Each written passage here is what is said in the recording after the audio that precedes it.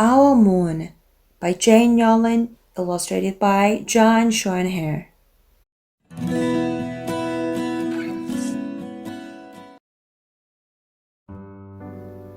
It was late one winter night, long past my bedtime, when Pa and I went owling. There was no wind. The trees stood still as giant statues, and the moon was so bright the sky seemed to shine. Somewhere behind us, a tree whistle blew, long and low, like a sad, sad song. I could hear it through the woolen cap Pa had pulled down over my ears. A farm dog answered the train, and then a second dog joined in. They sang out, trains and dogs, for a real long time. And when their voices faded away, it was as quiet as a dream. We walked on toward the woods, Pa and I. Our feet crunched over the crisp snow, and little gray footprints followed us. Pa made a long shadow, but mine was short and round. I had to run after him every now and then to keep up, and my short, round shadow bumped after me. But I never called out. If you go owling, you have to be quiet. That's what Pa always says. I had been waiting to go owling with Pa for a long, long time. We reached the line of pine trees, black and pointy against the sky, and Pa held up his hand. I stopped right where I was and waited. He looked up, as if searching the stars, as if reading a map up there. The moon made his face into a silver mask. Then he called, "Woo, woo, woo, woo, woo, woo," the sound of a great horned owl. "Woo, woo, woo, woo, woo, woo." Again he called out, and then again. After each call he was silent, and for a moment we both listened. But there was no answer. Pa shrugged and I shrugged. I was not disappointed. My brothers all said, "Sometimes there's an owl and sometimes there isn't." We walked on. I could feel the cold, as if someone's icy hand was palmed down on my back, and my nose and the tops of my cheeks felt cold and hot at the same time. But I never said a word. If you go owling, you have to be quiet and make your own heat. We went into the woods. The shadows were the blackest things I had ever seen. They stained the white snow. My mouth felt furry, for the scarf over it was wet and warm. I didn't ask what kind of things hide behind black trees in the middle of the night. When you go owling, you have to be brave. Then we came to a clearing in the dark woods. The moon was high above us. It seemed to fit exactly over the center of the clearing, and the snow below it was whiter than the milk in a cereal bowl. I sighed, and Pa held up his hand at the sound. I put my mittens over the scarf, over my mouth, and listened hard. And then Pa called, "Woo, woo, woo, woo, woo, woo, woo, woo, woo, woo, woo, woo." I listened and looked so hard, my ears hurt and my eyes got cloudy with the cold. Pa raised his face to call out again, but before he could open his mouth, an echo came threading its way through the trees. "Woo, woo, woo, woo, woo, woo." Pa almost smiled. Then he called back, "Woo, woo, woo, woo, woo, woo," just as if he and the owl were talking about supper or about the woods or the moon or the cold. I took my mitten off the scarf, off my mouth, and I almost smiled too. The owl's call came closer from high up in the trees on the edge of the meadow. Nothing in the meadow moved. All of a sudden, An owl's shadow, part of the big tree shadow, lifted off and flew right over us. We watched it silently with heat in our mouth, the heat of all the words we had not spoken. The shadow hooted again. Pa turned on his big flashlight and caught the owl just as it was landing on a branch. For 1 minute, 3 minutes, maybe even 100 minutes, we stared at one another. Then the owl pumped its great wings and lifted off the branch like a shadow without sound. It flew back into the forest. Time to go home, Pa said to me. I knew then I could talk, I could even laugh out loud, but I was a shadow as we walked home. When you go wowling, you don't need words or warmth or anything but hope.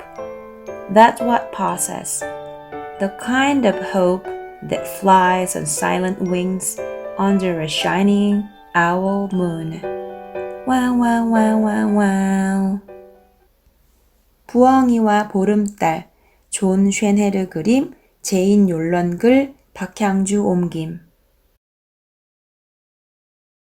추운 겨울밤이었습니다. 잠잘 시간도 한참 지난 밤중에 아빠하고 나는 부엉이 구경을 나갔습니다. 바람은 불지 않았고 나무도 거대한 동상처럼 가만히 서 있었습니다. 달빛이 밝아 하늘도 환하게 빛났습니다. 저 뒤쪽 어딘가에서 길고 나지막하게 기적 소리가 들려왔습니다. 슬픈 노래 같았습니다.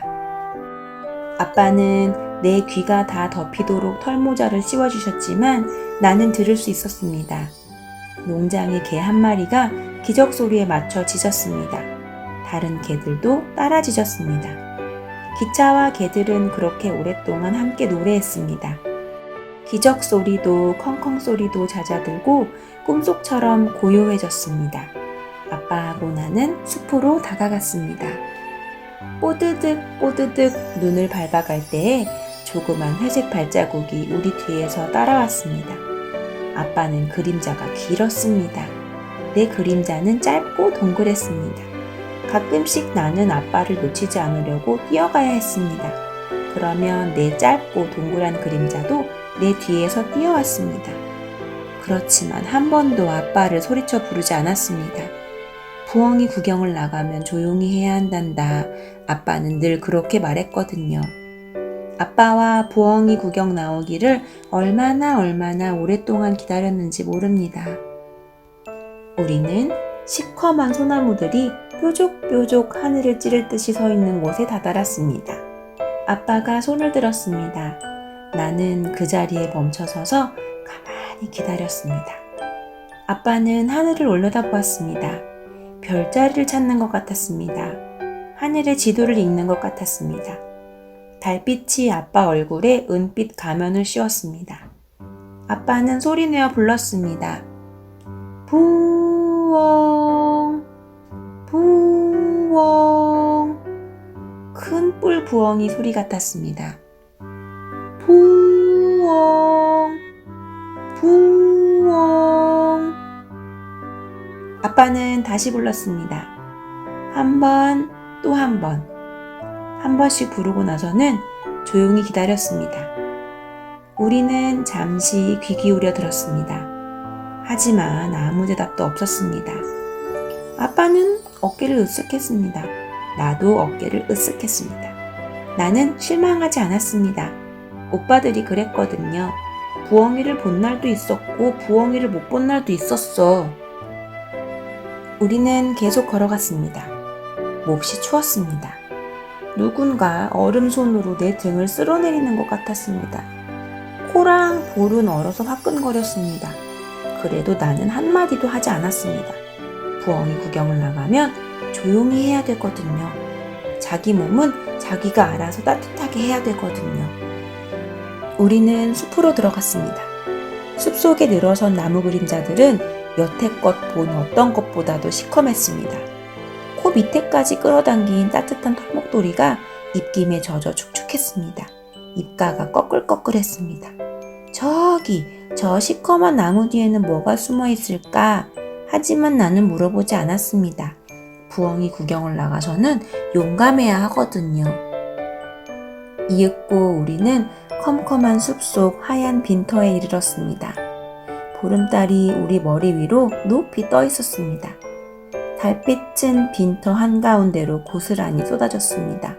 달빛 아래서 눈은 아침마다 먹는 우유보다 더 하였습니다. 나는 숨을 폭 내쉬었습니다. 그 소리에 아빠가 손을 들었습니다. 나는 털목도리를 입을 벙어리 장갑으로 눌러 막았습니다. 그리고 귀 기울여 들었습니다. 아빠는 소리내어 불렀습니다. 부엉, 부엉, 부엉, 부엉. 나는 열심히 귀 기울여 들었습니다. 그리고 열심히 살펴보았습니다. 너무 추워서 귀는 떨어져 나가는 것 같았고 앞도 잘 보이지 않았습니다. 아빠는 다시 부르려고 고개를 들었습니다. 하지만 아빠가 미처 부르기도 전에 메아리가 나무들 사이를 느릿느릿 지나왔습니다. 뿌웅, 뿌웅. 아빠는 보일 듯 말 듯 미소를 지었습니다. 그리고 다시 소리쳤습니다. 부엉, 부엉. 저녁은 먹었니? 오늘 숲에는 별일 없니? 보름달이 아름답지 않니? 날씨가 참 춥구나. 아빠하고 부엉이는 이런 이야기를 나누는 것 같았습니다. 나는 털목도리에서 입에서 벙어리 장갑을 뗐습니다. 그리고 보일 듯 말 듯 미소를 지었습니다. 목초지 끄트머리 나무 꼭대기에서 들리던 부엉이 소리가 가까워졌습니다. 목초지에서는 아무것도 움직이지 않았습니다. 그때 갑자기 부엉이 그림자 하나가 커다란 나무 그림자에서 떨어져 나와 하늘로 솟아오르더니 우리 머리 위로 날아갔습니다. 우리는 말없이 지켜보았습니다. 입안에 열기가 가득히 담겨서 할 말이 가득히 열기가 되어서 우린 아무 말도 하지 못했습니다. 부엉이 그림자가 다시 부엉부엉 울었습니다.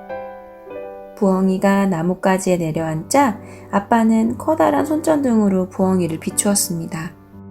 1분, 3분, 어쩌면 100분이었는지도 모릅니다. 부엉이와 우리는 서로 바라보았습니다. 그러다가 부엉이가 커다랗게 날갯짓을 하더니 나뭇가지에서 솟아올라 숲으로 날아갔습니다. 소리 없는 그림자 같았습니다. 이제 집에 가야지. 아빠가 말했습니다. 이제는 말을 해도 되고 크게 웃어도 된다는 건 알았습니다. 하지만 집으로 돌아오는 내내 나는 소리 없는 그림자가 되었습니다. 부엉이 구경을 가서는 말할 필요도 따뜻할 필요도 없단다. 소망 말고는 어떤 것도 필요가 없단다. 아빠는 늘 이렇게 말했습니다. 저렇게 눈부신 보름달 아래를 침묵하는 날개에 실려 날아가는 소망 말이에요. 와와와와와. Thanks for watching. So please subscribe.